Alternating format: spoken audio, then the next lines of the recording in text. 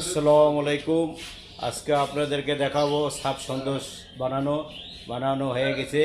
আমরা এখন সাজাইতেছি। দেখেন, এই দেখেন, দেখতে পাচ্ছেন আমাদের সাপ সন্দেশ কত সুন্দর, ক্ষীরের সাপ সন্দেশ। আপনারা যদি সাপ সন্দেশ খাইতে চান এবং গরম গরম সাপ সন্দেশ খাইতে চান, আমাদের এখানে চলে আসবেন। দেখেন, সম্পূর্ণ দুধের তৈরি এটা আমাদের ক্ষীরটা ঘাটাইতে আমরা ক্ষীর বানাইছি। ক্ষীর বানাইয়া তারপরে শুকনো করে আমরা এরকম করে, দেখেন, এটা 100% লাভ। এই যে ট্রেনের মধ্যে সাজাইতেছি আমরা সুন্দর করি লাভ সন্দেশ। আর এখানে এই যে আরও 2 ট্রে আছে, পাতা সন্দেশ, ডালা সন্দেশ, অনেক অনেক সন্দেশ আমাদের দেখতে পাচ্ছেন।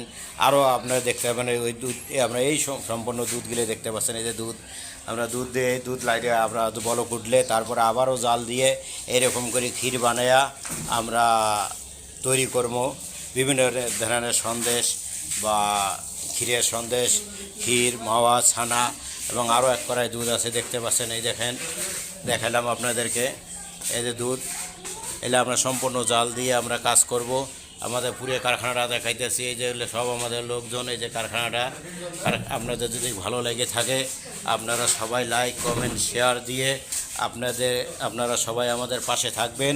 আপনাদেরকে নিত্য নতুন ভিডিও দেখার জন্যে সুবিধে করে দিবেন। আবার যদি আপনারা লাইক, কমেন্ট, শেয়ার দিয়ে আমাদের পাশে থাকেন, অবশ্যই নিত্য নতুন ভিডিও দেখাতে পারবো। কী কো ভাতিজা? এখন এই সাপ সন্দেশগুলো কেমন হয়েছে কত? খুবই সুন্দর হয়েছে।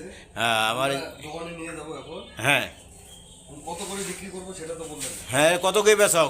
দেখি তুমি কত বেচাও? আমরা তো বেশি 550। ও, 550 টাকা করি নাকি? এটাকে খাইতে খুব সুস্বাদু খাবার হবে নাকি? হ্যাঁ, দেখতে পাচ্ছেন সাপ সন্দেশ গেলে খাইতে খুব সুস্বাদু খাবার হবে, অনেক স্বাদ হবে। আজকে এখানে রাখি দেই।